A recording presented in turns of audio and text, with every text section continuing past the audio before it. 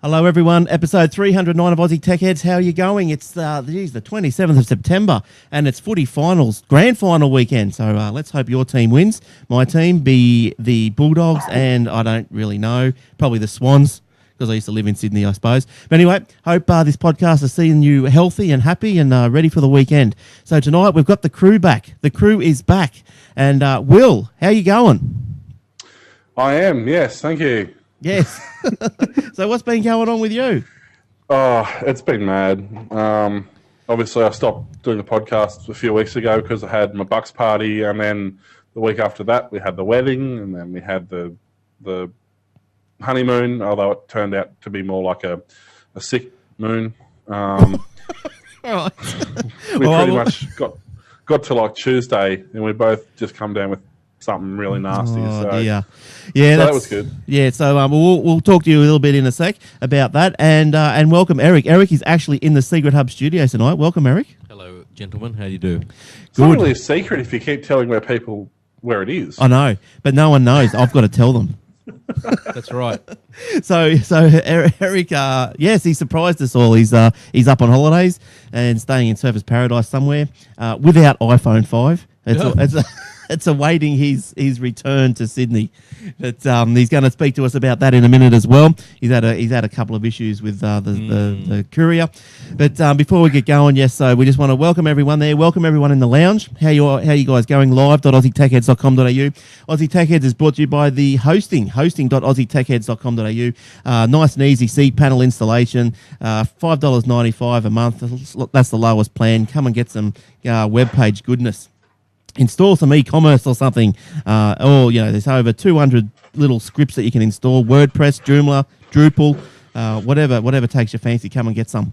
All right, now the video can be seen at video.aussietechheads.com.au, or just go to the webpage. Each Friday, the video is normally up. It's right on the front page, nice and easy. And speaking of the front page, which I might have a little view of it here. There we go. Speaking of the front page, the audible.com. You go there if you want a free Audible book. You go to the front page there, click on the link, and you can get a free one if you haven't already done so. So do yourself a favour, as some famous Australian always says. All right, now, thanks to Brad and techwebcast.info, of course. Every week we re-stream their techwebcast.info, and a lot of great guests over the recent weeks. Tom Merritt, Robert Scoble, so yeah, some great guests there. So good on you guys. Keep it up. Keep up the good work. And what else have we got going here? The paper.aussietechheads.com.au. Little paper into your Twitter feed, 2 stories every half an hour, and just keep you up to date with everything. So make sure you jump onto that Twitter feed, follow that. And the Facebook, if you don't know, we do have Facebook, facebook.com/Aussie Tech Heads. Come and like us, and we like you liking us. So good. And also tonight we've got entry into the competition for the Battlefield 3. Or whatever it is. Is that what it is? Is that what it was? Yes, the PC copy of Battlefield 3 limited edition, still sealed in the wrapper and untouched by human hands, thanks to the House of Frost, who has provided that special prize. And that will be going. We have a winner, and the winner will be played later on in the show. So stick around for that. All right. Now, it's all happening since I've been away. Oh, it is all happening. I have to go away more often. Yeah. So anyway, well, Will, let's start off with you then. So Bucks party good. Wedding was great. I've seen the photos. No, Bucks party wasn't good. Oh, it wasn't? What happened? Because it was his last night as a single man. That's and all sorts of things happened. So the park had issues. So yeah, because we supposedly went out four-wheel driving. Hang on, your car broke down. Couldn't you put a battery in it? Can't hear you, Glenn. Eric, sorry. He said were you hollering for a marshal? No, we decided to go four-wheel driving for a Bucks party because it's something we all enjoy doing, and we all got to the venue quite fine, and that's sort of where the excitement ended. Really, it was all downhill from there. So that was great. Yeah. And then the wedding was good. The wedding, 12 months of planning actually made it, great. If anybody wants to see it, my Facebook page, it's all on there. If you want to look me up on there, there's all some photos and stuff if you want to see how nerdy I look in a suit. So it was a nice day. It was, weather-wise. Up until the ceremony was due to start, it was perfect. Yep. And then about a 4,000 knot wind picked up. Sweet. And We actually had, Thursday? we actually at one point, the podium that the celebrant bought a PA speaker, and it was up on a tripod. We actually had to take that off the tripod and put the speaker on the ground because it actually blew over. That's how strong the wind was. yeah, right. Jeez. So it sounds So- but it was good. You're all hitched up and ready to go. So you're gone now, Will. Yeah, You're gone. That's it. It's all downhill from here. So, Freedom's then finished. Went on a honeymoon, and we got Crook sick as a dog there. And Oh, yeah? so Where'd that you was go great. on So your- we paid Where'd you go? the hotel room. In what city? Oh, we went up to Gympie because it's a good base. You've got Rainbow Beach, you've got Mother Mountain, you've got all these nice areas around Gympie. So it's a good, couple-hour drive to everywhere. And that's as far as we got. Yeah, got we went on a stayed there. cruise, and I got a little bit sick as well. But I luckily had the I don't often have foresight, but I did on this in this stage, and I took some antibiotics, some spare old ones I had. I thought, I'll just take these in case, because I knew how much the ship doctor charges you. So I took some of those old ones, and fair enough, got sick, so I took them, got better again, and enjoyed the rest of the time. Oh, dear. So that's good. And Now- so I had that, and then I've been working, and now I'm back. So you got to All put right. up with me now. Good stuff. Now we're just going to test Eric's audio again, Will, just so you can say something, Eric. Hello, everyone. Can you hear that, Will? There we go. There you go. Okay. The golden tongue of not John Laws, that's for sure. The golden tonsils. Golden microphone, not golden tongue. All right. Now Tonsils, that's it. Tongue, tonsils. Yeah. we better get on with some news, because it's been a big week, and where did we leave you last time? I think we left you iPhone launch eve. So the iPhone 5 has arrived. It arrived at my place on Friday morning, and I'm sure you've all seen my unboxing. If you haven't, it's on the YouTube. Just look under the YouTube or video.aussietechx.com.au, and you'll see the show and the unboxing. So go and have a look at that if you want to have a sticky beak. Yeah, so it's good. My initial thoughts are it's good. We're going to talk a bit about it in a minute. Eric, did you get your iPhone 5? What's the story? Oh, yes, I did get my iPhone 5, Glenn, but it's in my office. Good. 1,000 miles away. Yes, that's right. Well, supposed to be delivered on Friday. On the phone to Telstra. Yeah, no problems. We'll have it to you on Saturday. Okay, fine. Didn't come on Saturday. Ring them up again. It took hours to get through to them, as usual. No, we'll be right. You'll get it there on Sunday. He lied, obviously, the whole way through. Lied. Lies. Ring them on Sunday. Sorry, we don't deliver on weekends. I said, well, that's not what I was told. So I'm on the way to the airport to come up to Queensland, and I get a message just as I pretty much parked the car. Your parcel has arrived You love at it. the office. Oh, I thought, okay, dear. fine, no problem. I can wait for that. Mm. So it gets worse. They decided to activate the phone without me knowing. As a result, my current phone is now not working because it's activated on the other Yeah, the oh, other there's- SIM card. They're special. But yeah, because you were telling me that they were supposed to ring you anyway because you were still in a contract. That's right. But So- when I sorted that out, they said, oh, no, you're not on contract. Your contract was only 12 months. I didn't even know that. I thought, when I signed it, I was pretty sure it was 24 months. And Yeah, I said, right. well, can you check another number as well? Because I've got two phones with them. Yeah. No, that's both 12 months. You're right. So no break fees, except for the fact that I haven't got a phone. Oh, man. I don't know if I ended up telling you, but my contract ended on September 14. Yes. How's that? A week before. How good's that? Perfect timing. I See you was- later, Virgin, Optus, whatever the hell you are. I rang him up and I said, "Oh, can you tell me when the contract finished?" He goes, "September 14," and went, "Woohoo! See you later." Punch in the air. Thank you. Bye. Yeah, so that's good. But yeah. So, Will, what are your thoughts on the iPhone 5? Yeah, any thoughts, or just not really interested? My boss had one for Had? approximately 45 minutes. Right. After the whole, actually setting up and getting it to work phase. Yep. We basically got it on, they only picked up this week, picked up on Monday, and played with it Monday, got it set up, and Tuesday morning he took it back. Our primary use is GPS and navigation. Yeah. So, So, it was- so it he didn't do that. wasn't happy with and the maps. He was getting about 2 hours battery life out of it.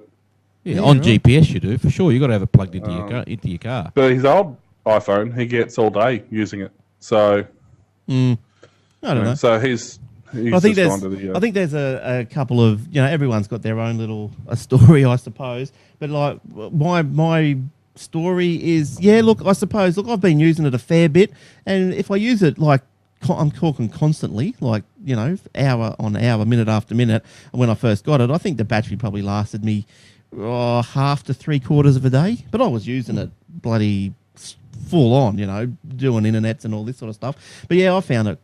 Yeah, I found it quite good. I love it. Like I've now got a phone that it actually works. So yes, I'm really happy. I'm really happy.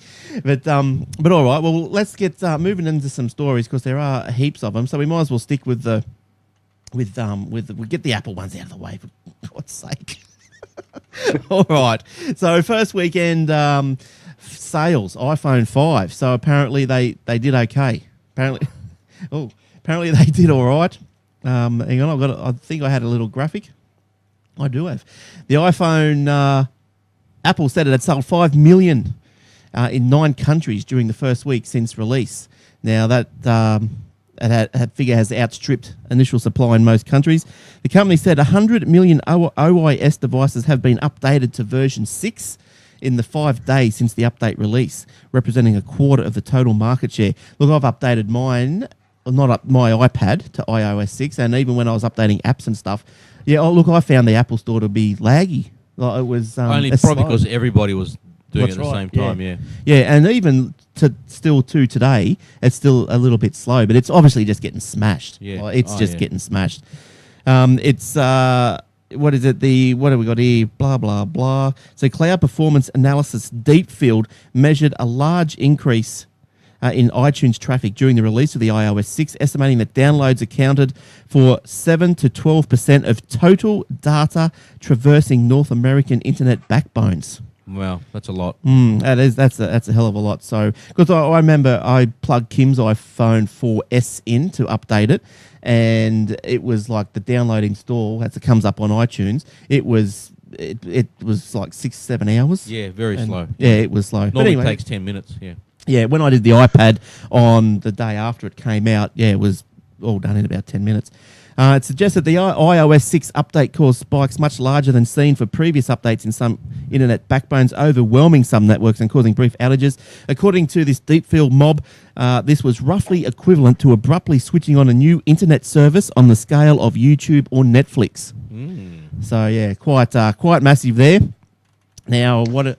that was the other problem. My bossy took the new iPhone back and then updated his old iPhone, didn't he? So he still doesn't have maps. Oh, That's right, because iOS 6 is iOS 6. That's right. Yeah. So he did well with that. So we'll get onto the map issue because that is a big issue. Look, I'm not going to be a total fanboy and say you're imagining things, but because you're not. The map on this is actually quite disastrous. But it will get better. I have every faith in the world that it'll get better quickly, but it is an absolute disaster. Because it can't get worse. Well, it can't get worse, can it? Well, apparently the Australian maps and some of the images are quite old. Yeah. And so I'm not sure where they're pulling. World War II, there are people dancing in the streets. It's that guy, doing the bow and the kiss right. and whatever song he was singing. But Google is, and there was a rumor that Google was bringing out the Google Maps app for iOS 6, but apparently that's just all a bit of hocus pocus. Didn't do it at this stage. Well, yet. Yes. Well, yet. That's right. I don't really see why they would, to be honest. At least not something they're going to rush out and do. They're going to sort of say, well, come over to Android and you get it. Well, that's what everyone's saying. It works. They're saying but part of the problem is too, it'll drive people to Android. Wouldn't that also be duplicating functionality where you're not under Apple's terms of service? You can't duplicate functionality. If they've got their own maps, Android, Google wouldn't be able to bring out maps. Yeah, that's their internal policy, but the Federal Trade Commission thinks otherwise. That's why they're allowing other browsers on there, for example, like Chrome and Opera. They're not allowed to really do that anymore. So that's what I thought. Users have complained that Apple's new map service, based on Dutch navigation equipment and digital map maker TomTom NV's data, contains glaring geographical errors and lacks features that make Google Maps so popular. So look, I've got a little picture here for those on the video. Now this is a picture of somewhere in Sydney. I'll show you this. and it's just insane. I looked it up tonight, and and it's still there. They haven't changed it. This is Eric will probably know where it is. If I can get him a video, it'll come up on the stream. Yeah, I've got it here. It's just off the Harbour Bridge, I believe, just down the. What in God's earth is that? Yeah. Well, it's just a speed bump they put in. Slow down. So that's a pretty bad one. That's pretty bad. So yeah, things like that. I mean, the funny thing is they're using the TomTom stuff, but we have a TomTom navigator, or GPS thing, and it's useless. Even with the updates, it gets more stuff wrong than my 5-year-old Navman. So well, I've got the TomTom app on the iPhone. It's got the offline map, so you don't have to use your data, and that's pretty good. I use it to get up here to Glenn's, and it didn't send me to your place, so that was all right. I haven't used the phone one, but I know their GPS based one's pretty rough. Yeah. GPS, the database ones are crap, but they're going for all these nifty things like having Stuart Griffin doing voices and Darth Vader voices and stuff like that, but I guess it depends on the particular unit too. Look, we're just going through these pictures, these images here, side by side, Apple maps versus the Google ones. Well, there's no doubt that the Apple ones are a bit more low res, a bit blurrier than the Google ones. But I mean, look, at the end of the day, I'm not a big map user. I'm only speaking from personal opinion here. I'm not a big map user, so it's not really an issue for me. I know it will get better. The Street View thing bothers me, not having that. That does bother me. Street View is handy, but I would wonder if the iOS is using like satellite images, whereas Google has their planes doing images. That could be true. The Google and Apple were close partners back in 2007 with the original iPhone and its inclusion of YouTube and the Google Maps, but the ties between the two have been strained and almost snapped by the rise of the Android, which is now leading platform for smartphones. Apple told Fairfax that its Maps app was a major initiative and we are just getting started with it. The company said it was working with developers to integrate some of the transit apps from the App Store into iOS Maps. We are continuously improving it, well, let's hope so, and as Maps in a cloud-based solution, the more people that use it, the better it will get. I'm not sure how that's going to work, but... But, I mean, that's Apple in a nutshell. They're putting the cart before their ass. They don't have a very good product. And instead of over time refining that, making a good product and getting public opinion on it, and then ditching Google Maps, they ditch Google Maps and say, no, use ours, and then nobody likes it. So, I mean, admittedly, they still have an incentive to fix it, but why would you do it that way around? That doesn't make any sense. Well, they left out the NFC chip because it wasn't ready yet. I think they could have probably done the same. Should have done with the Maps, but I think they should have called it a beta. Yeah. They should. If someone said it's Maps beta, everyone goes, "Oh, okay, it's not going to be finished." No, because but you advertise it as a finished product. That's still in beta. But anyway, Apple products don't have a beta. Well, Siri is still in beta even now. Yeah, right. Oh, and going on with Siri, she is much improved.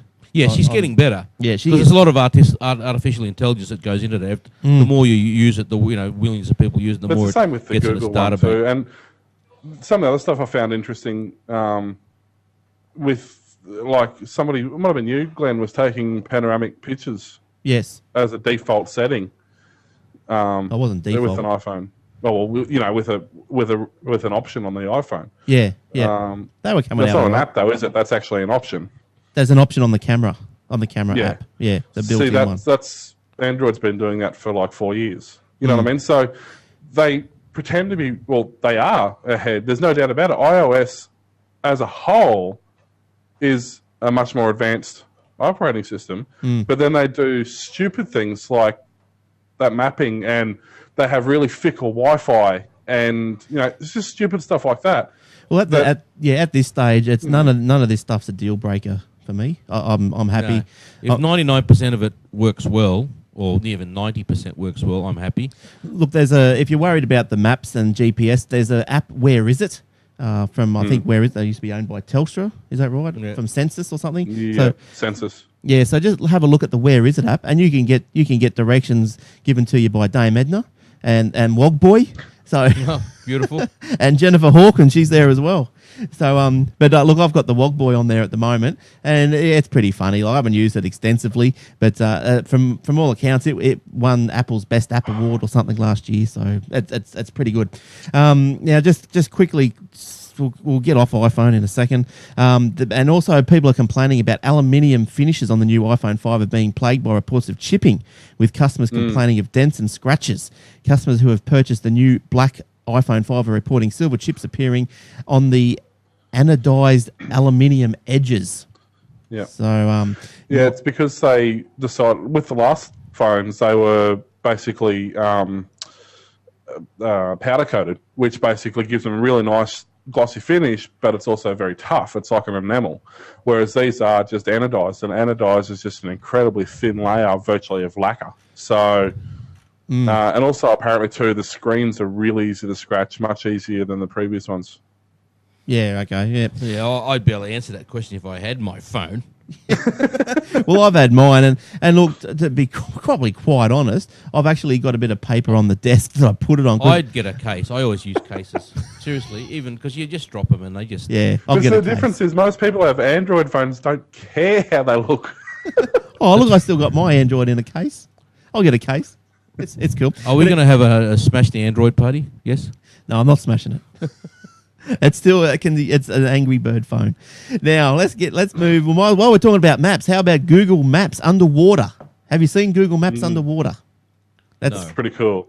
Well, go and have a look. Now, I think I've got a little YouTube video here, and now if everything goes according to plan, I maybe, just maybe, able to play it. And hang on, just give me 2 secs. Now, yeah. So what's happening? And while this plays, I'll explain how it works, because it is pretty cool. I don't think there's any.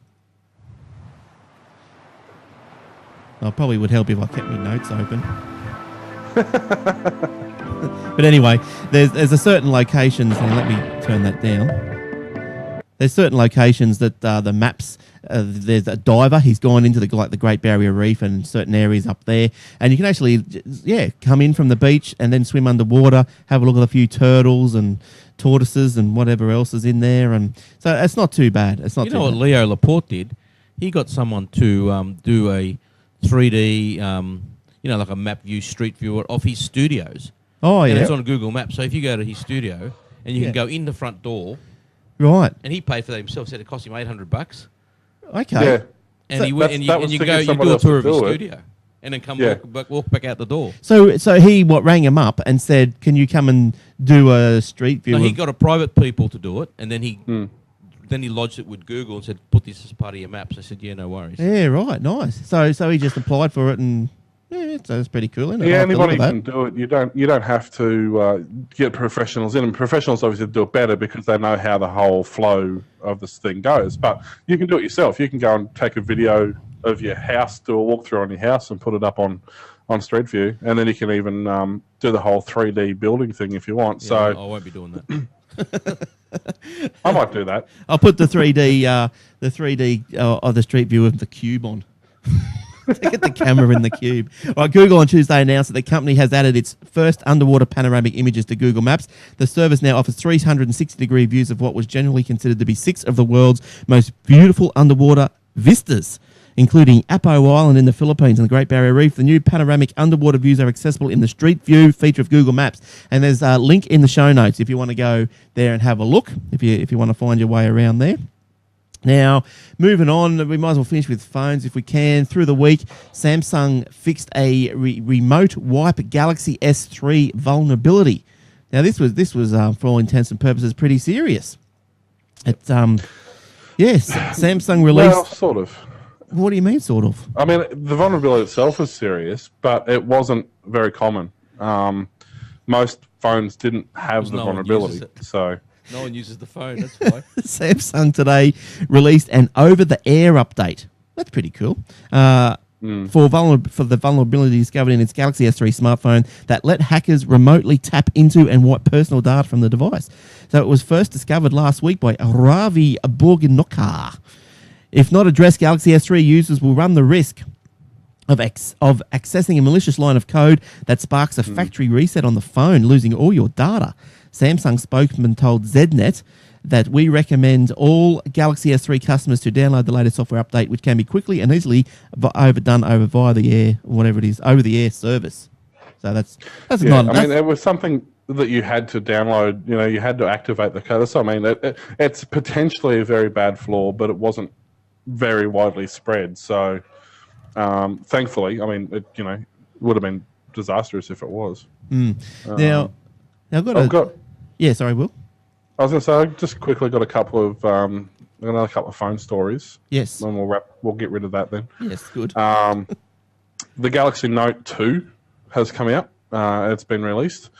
The Galaxy Note, the original one, was basically just a normal Galaxy phone with a bigger screen. Had the loads of screen. The Galaxy 2 has just come out. It's a 1.6 quad core, 2 gig of RAM, and a 5.5-inch display. AMOLED display, and I think that's absolutely fantastic. If I had my choice, that'd be the phone I would get. It does support 4G, LTE, all that sort of stuff. Isn't that the big phone? You've got like holding a phone book up to your ear when you answer it. It's not that big because the screen's 5.5-inch, but it's right on the edge of the phone. There's no bezel, so when you put it beside an iPhone or something like that, it's not really that much bigger. It comfortably fits in your top pocket, like it's not... How big are your pockets, dude? Well, it just doesn't seem... It's not that much bigger than an iPhone when you look at it. It's really not. Isn't it wider? It's a little bit, but I'm only talking, I don't actually have the dimensions in front of me, so I can't tell you, but it is a little bit wider. It's about the same length, and it's about the same thickness. It's not huge, but the screen real estate is very big on the device. Well, I'm liking. I saw a HTC. I'm not sure what model it was the other day, and it's not the first HTC I've seen. And every HTC phone I've seen, I've quite liked. Nice big. I've got a HTC Desire. Speaking of HTC, the new Desire has just come out. The HTC Desire X. It's aimed at. It's a very good price point phone. It's kind of a crossbreed between the Desire and the high-end One series, which is obviously the Samsung S stuff, but not Samsung HTC One, which is the equivalent of the Samsung S. It's $300 outright to buy a phone. It's a 1 gig dual core processor, 4-inch screen, 5 megapixel camera, 4 gig of internal RAM. So it's a very good. It's also $0 on a $35 plan if you want to go that way. Yeah. It's a very good entry-level phone, high quality. HTC generally do make very good Android phones. They don't put a lot of crapware on them. Although whether or not the provider does, that's another story. Usually pretty reliable. I've got the HTC, the original Desire, and it's an old phone now, but it's still serving me every day. It hops absolute flog and it gets dropped and kicked and lost. I've quite liked them. That's what. Yeah. Anyway, I don't. If I was going to get another one, I'd probably go that rather than the Samsung. As every man and their dog knows, I'm off Samsung. Yin's got a bad phone. And just the last phone thing, and I'll shut up. Google Play is celebrating 25 billion downloads in their Play Store. That's huge. 25 billion downloads, and that's only since it's been named Google Play. That's not including what it was when it was Android market. Yeah, right. And so what they're doing is they're basically giving you 25-cent apps. There's stupid amounts of them, and they're all the high quality stuff like the premium Angry Birds, things like that. But not only Office Suite, which is basically Office but not only in their apps, but also books. They're doing books for $1. There's a lot of high-end books there that normally go for $30 or $25. They're down to $1. things like Abraham Lincoln, the Vampire Hunter. You know that's going to be good. That movie's out, by the way. Vampire Hunter. Yeah. No, Abraham Lincoln Vampire Hunter. Oh, yeah, right. It's great. Yeah. Gotta see it. I want to see that actually. I watched Taken the other day. It was good. Hadn't seen it. And also movies. They're bringing movies down for 99 cents. Pulp Fiction, Good Will Hunting, Where the Wild Things Are, Chocolat, Bring It On. So they're making stuff pretty cheap at the moment. I'm not sure exactly how it's going to go for. They don't say exactly how long it's going to go for. Or they say there's things being added every day for the next 5 days, but they don't actually. They sort of hint that it's going to go longer than that. So Google said in today's announcement that the Play Store offers 675,000 different apps, which is just behind Apple's at 700,000. So there's no doubt that I think Android is going to take over. But it's pretty popular. Yeah, because you need the how big is my bust app and things like that. They're great apps. You need to check it out.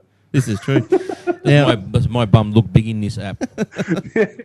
Now Google Apps, which is that now going back to the Google, in the cloud and all that sort of stuff, drops download support for old Office formats. Yes, very upset. Oh, Will. No. Very upset. That's the main thing I use it for. Oh, you get that. Doing something up in Doc in Word and exporting it to Google Docs. That's mainly how I use it. So Google Apps will not support the downloading of documents in older Microsoft Office formats starting on Monday. The change will affect .doc, .xls, and .ppt documents created in Office versions from 97 to 2003. Google wrote on its blog and told the world the change would make it cumbersome for someone who uses an older version of Office and receives, for example, an XML-based .docx Word document from Google Apps user. Although Microsoft has long offered a software upgrade to allow older Office suites to open the newer file formats. Well. Yes, but it doesn't allow you to save the new file format. So now I've got to go and find a cracked copy of the new version of Office. I mean, I'll have to go and buy a cheap pre-loved copy of the new version of Office. Or you could just subscribe to the Office 365, and that's what's that? Have you subscribed to that? Or No, I don't. I don't. Did you have a look at it? Have a look at it. Yeah, it's not bad. It's I think it's worth a shot if that's the sort of thing you want to do. I think the subscription model is probably I could entertain that. I wouldn't be upset with a Not cheaper than buying the software. I think so, and have it always updated and always at the always good. But I don't think I use Microsoft products enough to warrant that. As I said, the only real thing I use Google Docs for is for exporting Google Docs that people send me. So, yeah. Look, I don't think I'll worry about it. I've got Office, and I think I bought it from as a what do they call them? A volume license, under a volume license agreement for where I work from, and it was they only charge you $25, I think it was. So that was good. It's still going. So it's like the student edition, same sort of thing. Yeah, that's right. But I mean, I just use OpenOffice anyway, so I won't have a problem because OpenOffice supports all those formats. So yeah, it's kind of annoying. It's one of the key features that founded Google Docs. Like it was, instead of having to save a document, attach it, send it to somebody as a PDF because they may not have a doc format, you just do it up in Google Docs. What's the problem anyway of why do they want to drop them? Why are they probably just keep for the same reason they dropped Notebook. They just found that 51% of their people weren't using it. But if it's working, exactly. like surely if something's working, there can't be that much future development costs on it if it's already working. Well, given that they already support DocX and XML formats, I don't understand what the big deal is. Like, is it really that much stress on the back end to keep it in place? So what was it from 1997 to 2003? So now you're looking at 10 years. Yeah, you probably should be up to date, Will. It's time to go. It's time to update. That means I've got to shut down my Windows NT server. Correct. Yeah. and get rid of Windows SE and 98 as well. and 95 version B. Get rid of it. Right. Version C was much better. Service Pack 3.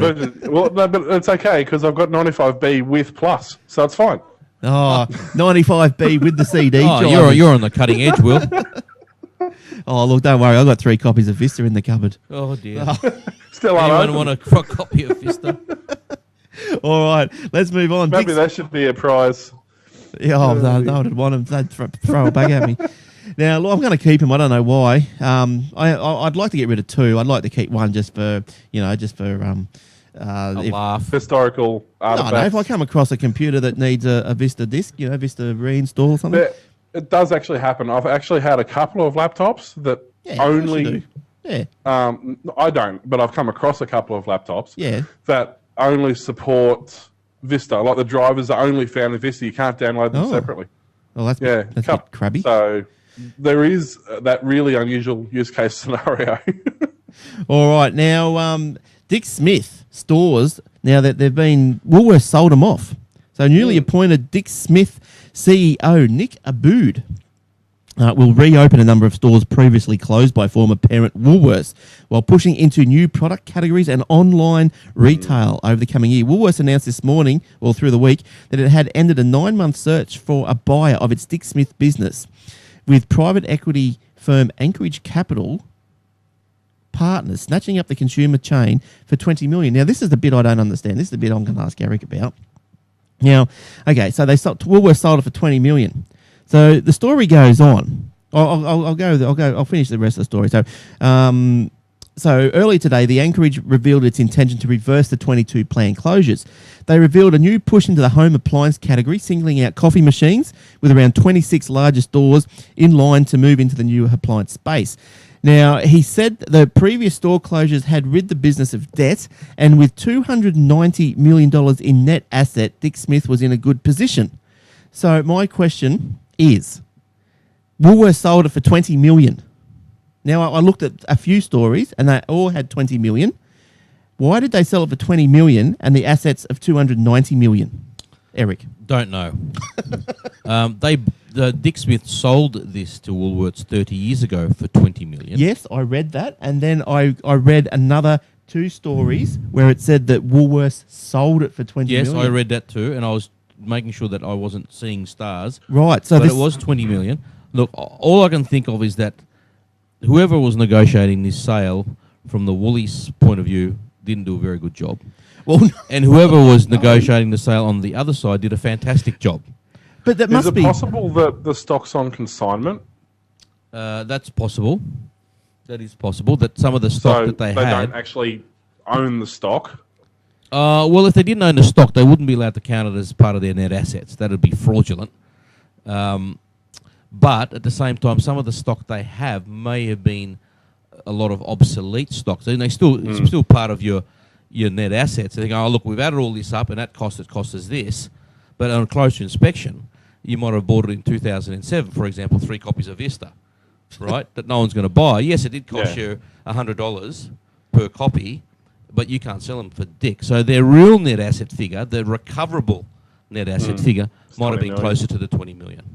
Yeah, Yeah, might it's be a the big So even difference, though though. Their retail sale price profit would be 290 million. The actual realistic profit is 20. That's a Yeah. big difference, though. Like, Well, yeah. Look, on a business that got 200. Well, I'd like to know how much money they made in the last financial year. I think that's probably the indication of what a business is worth. They made I think their turnover was something like 1.2 billion or something. It was up 2.3%. What was their net? Does anyone know? Oh, I could probably have a quick look 'cause at this story. Hang on. Someone Google that, because I'd like to know what their net was.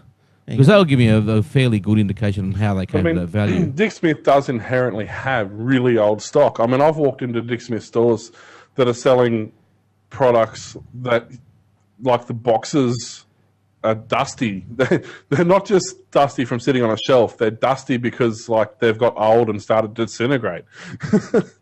Well, the other thing, anything I can think of too, is that they might have taken over a lot of the, even though they had no debt, bank debt, they might have had a lot of, how would you call it? A lot of those Creditor staff debt. Like annual leave. If you had to, if you had to close, wouldn't surprise me if they've got some more stores to close. For example, they're going to reopen some of the ones that they had shut, and they probably think, well, you shut the wrong ones, and we're actually going to close the right ones. Yeah. So there's a lot of staff payouts and all that. So they might have taken over those liabilities. Now this story, like, was now apparently reported exclusively in crn.com.au. Now it goes on and says, despite the winding down of the brand, Dick Smith performed well in the 2012 financial year. It saw a 2.3% rise in sales to 1.5 billion. A jump its parent company attributed to store closure sales, clearances and promotional campaigns such as Dick Does and Cheapest Ever. Woolworths as a whole didn't fare so well, suffering under the weight of its Dick Smith divestment with a profit drop of 15% for 2012. So, but I just don't understand. It doesn't mention anywhere the profit of Dick Smith. Their sales might have gone up, but they might have been selling a lot of this stuff at a loss. And then Woolworths has spent $383 million restructuring Dick Smith. So what's this? It's got to be. That'll be clothing stores paying out leases. Yeah, but where's the 20 million? That's chicken feed. It's nothing. Okay, it looks like they've worked the $20 million off this share price. Sorry? Looks like, I'm just reading an article here, and just the way it's sort of, I've only skimmed it, but it sort of seems like they're working the sale price we'll see further off the share price. Yeah, I don't know. Well, that doesn't make any sense. That share price should only would go down because they've lost money on this. Further down, right? Because they're saying there's $18 billion. No. Where is it? There's the last paragraph in this story. The namesake founder Dick Smith sold the chain to Woolworths in 1982 for $20 million. That's where the original $20 million came. I reckon it's probably $200 million or $2 billion or something. It's probably a typo. No, it's $20 million. No, I was listening to Ross Greenwood this afternoon, and it's definitely $20 million. Yeah, right. That they sold it for. So they bought something for 20, and it's got assets of 260. Well, 290 of what they say is book value assets, but on closer inspection, they might have to do another, big deal, big dick sale, and their sales will go up. But they're gonna. I think they're gonna clear the decks.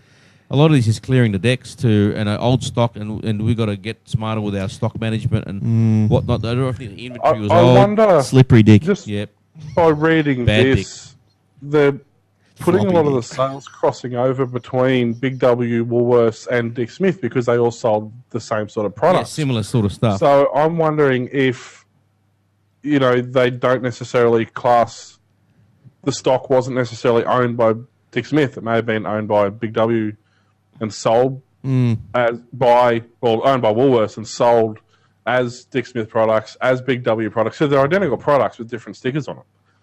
Well, it's a quandary. It had me stumped. It's a conundrum. Yep, it had me stumped. But anyway, let's move on from good old Dick Smith because yes, Will. Quickly, I just wish Dick Smith would go back to what they were back when you had selling Commodore 64. Yeah, componentry like it used to be. I remember that. Like Tandy used to have componentry. Now you've only got J-Card. They've really got no competition. So and you used to get those little electronic sets, and you had you put the wire from this knob to that knob, and then you powered up and your speakers and radios, and I remember playing those. I went to J-Card to buy banana clips. The banana clips that go into the back of high-end audio speakers, those little prongs. Oh, yeah. Yeah, they were $4.60 each at J-Card. You'd get 1,000 of them on eBay. I bought a box of 20 on eBay for $1. Yeah. You get some good stuff on eBay. But that's my point. Like, J-Car's got the marketer's terms of walk into a store and buy something. So it sounds like they've got a monopoly, not just the market. Now, yeah, well, they do. It's time. I have a Radio Shack up here. Time to announce the winner of Battlefield 3 from the House of Frost, still in the sealed wrapper. Me? You didn't send in a review, Will. You got to send in a review. I sent it in. The internet lost it. Oh, is that what happened? See, look. Nah, well, bad luck. But anyway, now the winner, drum roll. Hang on. Have we got a drum roll? We might have drum rolls. You just got to give me a chance. You need less of a chance if it's pre-queued. You realise that? I know. Well, I had to unlock the iPad. Was that loud enough? Did you hear that? No. I heard it. Oh, I can't turn it up anymore. I think it's on this channel here. I'll do another one. See, when I need this on my right-hand side because I'm not very good left-handed. Matty B. Congratulations, Matty B. You have got the Battlefield PC special edition of whatever it was. So good on you. Now, you might be wondering, why did he win it? Well, he sent in a review. Thank you very much. And you want to listen to it? Goes for about 3 minutes. So here he goes. Hopefully this will work nicely like everything else has tonight. So here we go. Take it away, Matty B. Good morning, good afternoon, and good evening to all you Aussie Tech Head listeners and viewers out there. It's Matty D here from the New South Wales Central Coast, sending through an audio review of an app for my iPhone. Unfortunately, I only get to listen to the podcast, and over the last few weeks it has become quite obvious that Glenn and Eric are getting a little bit, let's say, agitated that no one has sent through something. So I found 5 minutes today to go through my phone and find out what I use most through my day. And I've come up with an app that I use and is very helpful. It's called Yahoo 7 TV Guide. It's a free app. It's from Yahoo 7.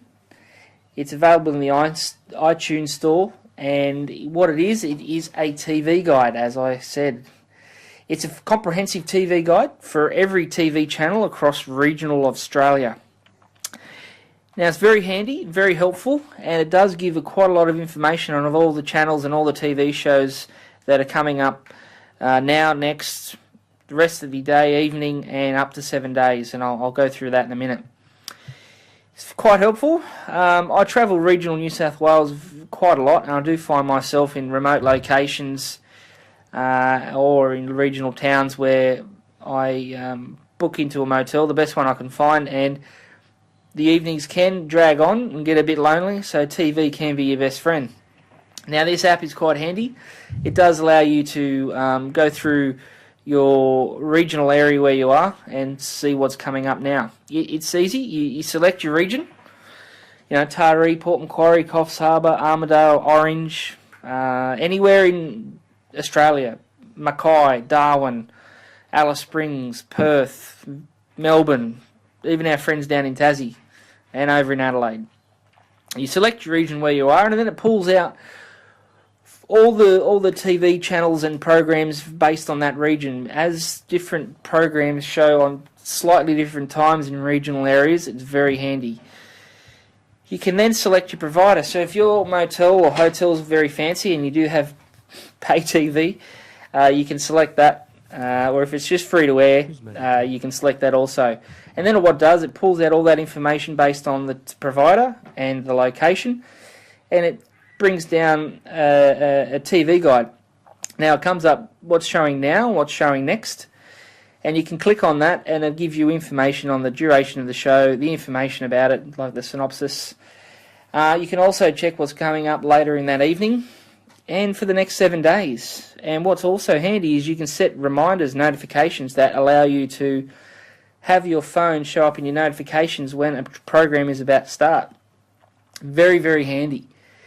You can build a list of favourite channels if you wish, and you can access your nightly viewing quick and easy.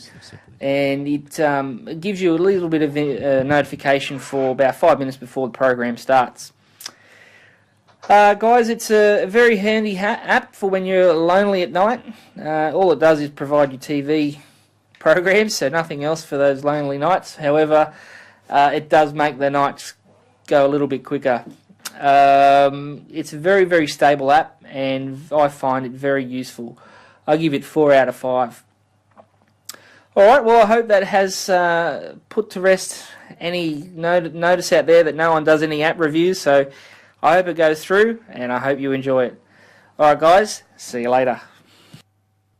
Sure did go through, Matty B, and you are the winner. Congratulations. Now, that was a good review, actually, by the way. Now, I'll give you another one that you might not have seen. This one's not free, though. This one is it's $2.99, but it's quite professional. This is the one I actually downloaded, and it's called somewhere. It's called Oz TV Guide, and I've got a little thing here for you to have a look at. It's probably, what would you say, more of a professional sort of a look and feel. It's very similar to the Foxtel Guide app. If you guys have got the Foxtel Guide and had a look at that, so that's pretty good. So go and have a look at that. And thanks, Matty B. We'll be in contact with you soon, and we'll send you some Battlefield 3 goodness. All right. Yeah. All right. Now let's get back. What else do we have to do tonight? Anything else? I've got a few more stories.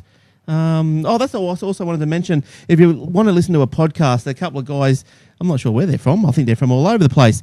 But they've got together, and they've only done one episode of their podcast, but it's quite a good listen. It's quite funny, and it's just just some guys just kicking back and chewing the fat. Chewing the fat. Are they chewing the fat? That's right. They're just chewing the fat. Oh, they're cheating. And so you search on iTunes for Fat Bastards Fishing Club, and come and have a listen. That's not too bad. So come on, boys. We want episode 2 and some more, please, because I enjoyed that. So Fat Bastards Fishing Club. Add that to your podcast download listings.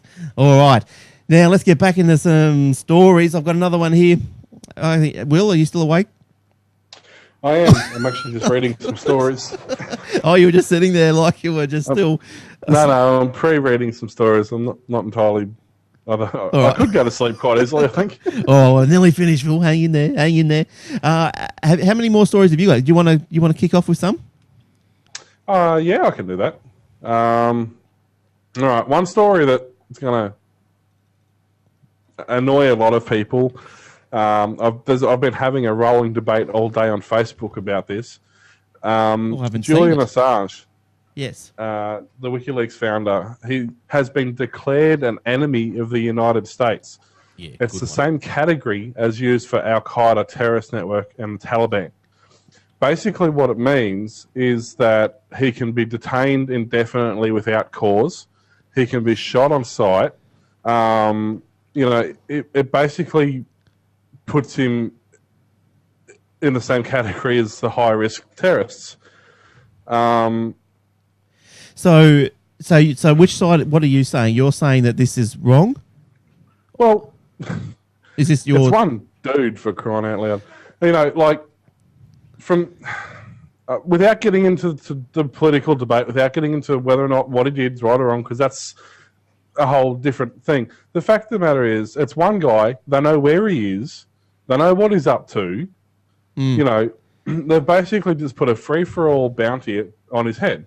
Yeah, I don't think the US liked all their secrets divulged. They just got it there. Nick is in a twist. He didn't do anything. He was given them, and he publicised them. But the thing is, the people, as I said, there's a whole different debate back end behind this. But what's wrong with just treating him like a normal supposed? He's supposedly just a hacker, according to their own description of him. There's a lot of things to the argument, isn't there? A lot of aspects to the argument. I think that he's probably quite right when he says if he steps foot outside of that embassy or whatever, or if he actually goes to Sweden, I think without a doubt, I think he will be taken to the US, and I think he will be tried for treason. It'll be and the stupid part is Swiss I think so too. Lawsuit is a BS lawsuit made up to try and get in there, but he actually did a stream from where he's actually staying at the moment today. It's just gone up onto the if you go to the BrisbaneTimes.com, and they've just put the video stream up, and basically he says, why is it that I've been held without reason for 600 and something days, and yet I can turn on my laptop and talk to the world? Well, I don't think he hasn't been held. He's chosen to be held. So I think that he basically has been, because as soon as he leaves, he's going to be, either shot or thrown behind bars indefinitely with no fair trial. And that's basically by putting him at this status. the US has basically said to the world, They put a we price have on his nothing head. on him, we just don't like him, so we're going to make him go away. Because if they actually had legitimate evidence against him, they wouldn't need to do that. Yeah, look, I think there's arguments every way you turn. This is a very complex thing, isn't It's it? extremely complex. Yeah, because like they're saying like he didn't steal the articles, he didn't steal the secrets. Now, if these secrets had have landed on the desk of the Sydney Morning Herald or whatever, these guys would have published them as well, more or less. I think that what the US are saying because of that is that there's no way he could have gone through them and vetted them. So he couldn't have said, okay, well, this is going to be hurtful to the US and this is not. They did. And that's the But there were so many released, he couldn't have. They did. No, they didn't release any. They did vet them all. They didn't release anything that was time sensitive. They didn't release anything that would have put lives at risk. Everything they released, they vetted. He said, I have a whole heap more in a file that I have not released. If you make a big deal out of this, I will release it. And that's what he did. He never released any of that documentation until after the US kicked up a stink. It's like about a gig file or something, and it's password protected. And then he let it be downloaded, and if anything happens to him, he's going to publish the password or something. No, several 100 million downloads of that file occurred. You got one tucked away under your arm? Maybe. Of course I do. I think everyone has. Just for the fun of it. Yeah, exactly. And that's the thing. Like, he's saying, I haven't, everything he's released is available under the Freedom of Information Act. It's, and what's not available under that was given to him not under duress by informants of the military or the government. 2 of those informants have miraculously disappeared off the face of the earth. They don't exist anywhere on any file anywhere except their family are the only people who suddenly remember these people. So I'd give Guantanamo Bay a shot, I think. Yeah, that's my point. So, it's just if the US stopped doing stupid things, they wouldn't have anything to cover up. Now, what's this other story you've got here? Telstra is not the carrier of choice for terrorists. Speaking of terrorists, Telstra has come out with a public statement saying that terrorists don't use us because we give assistance to law enforcement agencies and things like that. And it goes on, there's literally like a full A4 page of them praising how good their security services. And basically, terrorists won't use them because they're too expensive. They're going to buy a phone. They're going to use the phone for a day. They're going to throw the phone away. They don't want to be locked into a 2-year contract. No, that's right. They don't. Why would you want to be doing that? They could get prepaid, though. They could go smart. Yeah, but even prepaid, they're expensive. And then you've got to buy a phone that works on their network. They can't bring their phone over from Islam. It won't work. Oh, yeah, there is a country called Islam. I'll look it up. Yeah. So there you go. So we're right. So the Australian national carrier, we're all right for there's no terrorists on it. It's too expensive. No. Yeah, that's they're done on Telstra because they monitor everything. All the other networks that don't monitor, they're fine. And now you've also got here, Will, Facebook gets involved with cloud storage and Dropbox integration. That's I'm actually really excited about this because I use Dropbox. As you know, I use Dropbox. We use it at the Secret Hub to share files and things like that, and podcasts, whatever. Between that and Box, I pretty much have all my online documents and stuff stored. Now, the really cool part is whether you want to or not, everybody uses Facebook. And if most of the people you're going to contact, you could send them an email and wait a week for them to respond, or you could just look them up on Facebook, and it's going to be great because you're going to be able to instantly share files. You're going to be able to set up meetings where people can put, presentations or whatever. So it's going to be basically a communal version of Dropbox. Yeah, right. It will be sort of almost going back to the old days of where everybody sat around at a conference table, and did their conferencing and handed out A4 sheets of paper to everybody. It's going to be the same principle. Everybody's going to be able to throw their files in there, and then, you know, you might be doing the conference on your laptop, but you want to wait till you get home before you print the files off. So you do the conference, you sit there, you look at them all online, and then once you get home, you jump on your PC, grab them, download them, whatever. So I think Dropbox is great. Like, I've got it on the phone, I've got it everywhere, and you know, you take a picture and it just sends it straight to Dropbox for preserve it just in case you get mugged just straight after you take your photo. So it's. I mean, I use exactly. I use Dropbox. I find it very good for sharing. Like, I can either share just one file with you. I could share an entire folder with you. I could put, you know, a folder up and give it a click limit. So I could put a link up on Facebook, for example, to say, hey, you know, the first 10 people to click on this link win a free audiobook, for example. Yeah, right. And after it hits the 10-click limit, it disables that link. Yeah. So it does some really neat stuff. I do use Box a bit more on my Android, I find.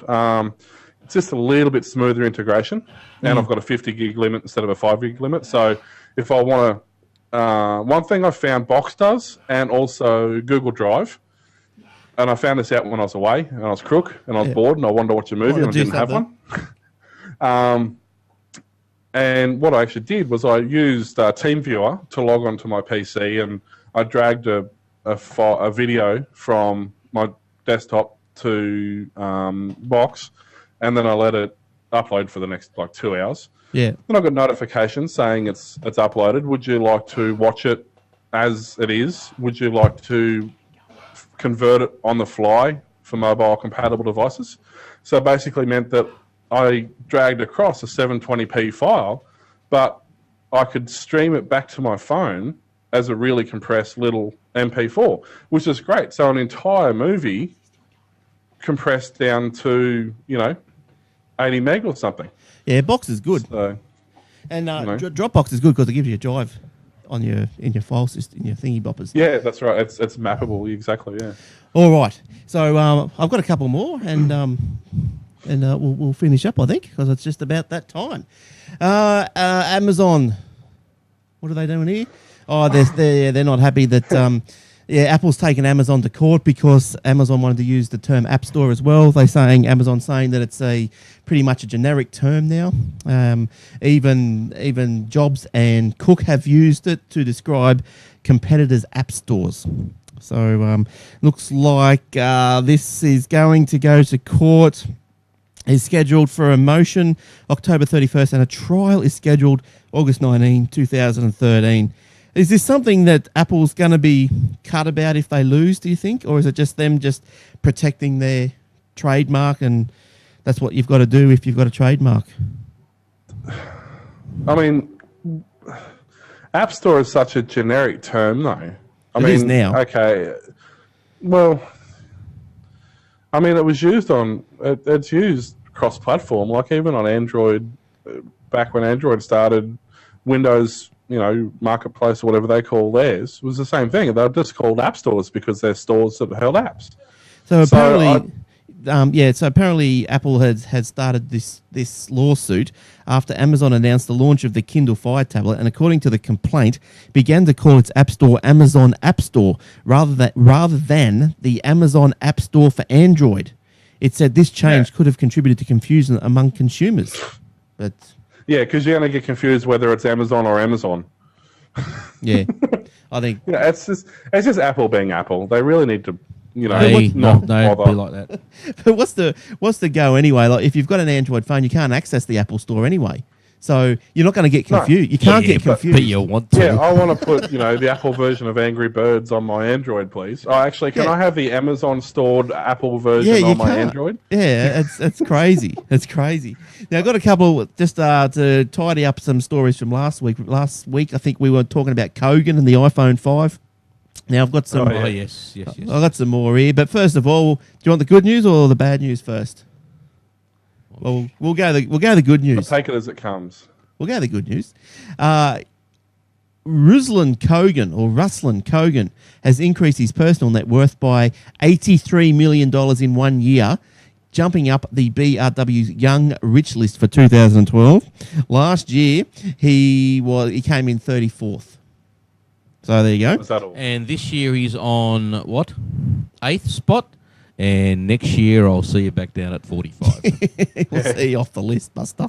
It's like the MySpace dude. Oh, I've got a story about MySpace too coming up. Now the iPhone. Now, remember he was selling the iPhone 5s before anyone else, or he announced the pre-orders before anyone else. He was going $100 cheaper than anyone else. Well, the Kogan is facing customer backlash after it admitted orders for the Apple's new iPhone 5 would be delayed by more than 4 weeks. So he claimed that he would be the first retailer in the world to sell the Apple iPhone 5. He can claim that, but he wasn't. And I suppose it's just all publicity, isn't it? Which is good on him. That's probably how he's jumping up that BRW. Well, I don't know. What are they jumping up and down? Everyone's getting delayed 4 weeks, not just him. And that's what he's saying. That's what he's saying. But I don't think he's actually had an initial shipment. Yeah, he probably didn't have a shipment. He was just trying to headline grabbing. Yeah, that's right. Yeah, he's offered all iPhone 5 customers affected by the shipping delay a $25 gift voucher towards other Kogan goods on the buy store. in my non-existent store. but says customers are welcome to refund their order if they wish. A spokesman confirmed any customer who proceeds with a refund will still be available and will still be offered the gift voucher. So that's whatever. The iPhone 5 listed for sale with Kogan. It's the model A1429, which is a global GSM variant of the iPhone. This is the same model that Apple sells in Australia, though Kogan's model is a grey import device sourced from Hong Kong, as we mentioned last week.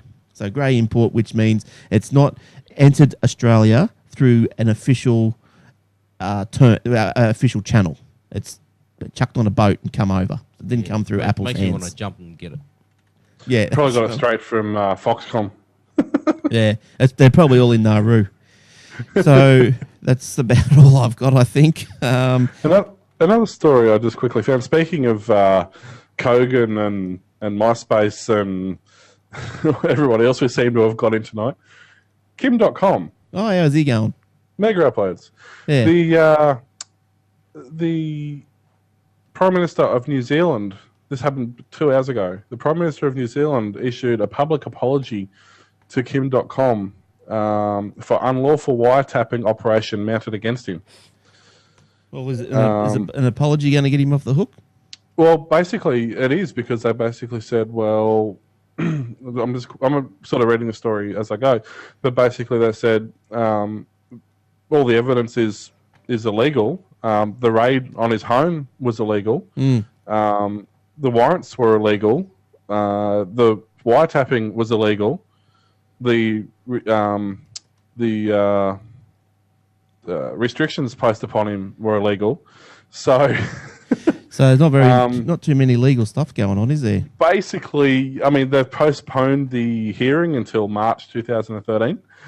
But they haven't really got a whole lot of evidence, and now the US authorities are appealing to the New Zealand court, trying to reverse the decision that would allow Kim to see the evidence against him. So he wants to see the evidence they've mounted to say, we still have a case, and he's like, well, hang on, show me. And now the US is saying, no, you can't see it. We don't want you to. Oh, look, it's all cloak and daggers and so roundabouts, again, and the states are a pain in the ass. Now, MySpace is undergoing a facelift. The new part owner, Justin Timberlake, aims to focus more on music and offer deeper integration with Facebook and Twitter. According to measurement firm ComScore, the MySpace audience is 54 million. So it's still quite a few. Nothing like... Yeah, I've got a MySpace account, but I haven't used it in 4 years. Yeah, same here. But what's Facebook? That's up like, 700 million? Oh, according to them. Yeah. Yeah, how many actual regular users? So it probably is, So 54 million is down from what it was at its peak in 2005. Well, if you remember back then, MySpace, that's where we all started. We were all on MySpace, and then we went to Facebook. So technically. Is the Aussie Tech Heads MySpace page still up? Next year we'll be on my face. That's right. Now, a message on the website announced the redesign. We're hard at work building the new MySpace entirely from scratch. So you can... Wow, I just went there. It's entirely different, I have to admit. MySpace? Well, there's a preview for the new one, and it's there's nothing on that picture there, is there? The new one, you can have a look. Apparently, there's a video if you go to new.myspace.com. And you can sign up so you can be the first to know when it is released. And you can have a look at the video of the new site. So I actually haven't seen the original MySpace for some time. Let's have a look at it. Aussie Tech Heads, general info, profile views, 11,600. Last login, 5th to 5th, 2011. Member since 5th to 11th, 2006. Oh, there you go. Let's see if... Hang on, let me get that up. Let's have a look at that. That's a long time ago, isn't it? Featuring song, Harry Potter. Album, Aussie Tech Head, released 12th of July, 2007. There we go. It hasn't even updated the RSS feed. What are these songs? 159 plus. What are these songs anyway? I don't even know what these songs are. They're podcasts, aren't they? Oh, no, they're not. They're only 2 minutes long. Who would know? Oh, look, we've got some spams going on. Spam videos in there. Only a few. Yeah. Word Edge magazine. Well, there you go. There you go. Go and have a look at that. Go and have a look at Aussie Tech Heads MySpace. But don't forget the Aussie Tech Heads Facebook page. Can you just all go there and like it? I'm gonna. I've got to look. The next prize. Next prize. Let's have a look in the prize cupboard. Hang on. Oh, I've got to put the thing in again for that. Hang on.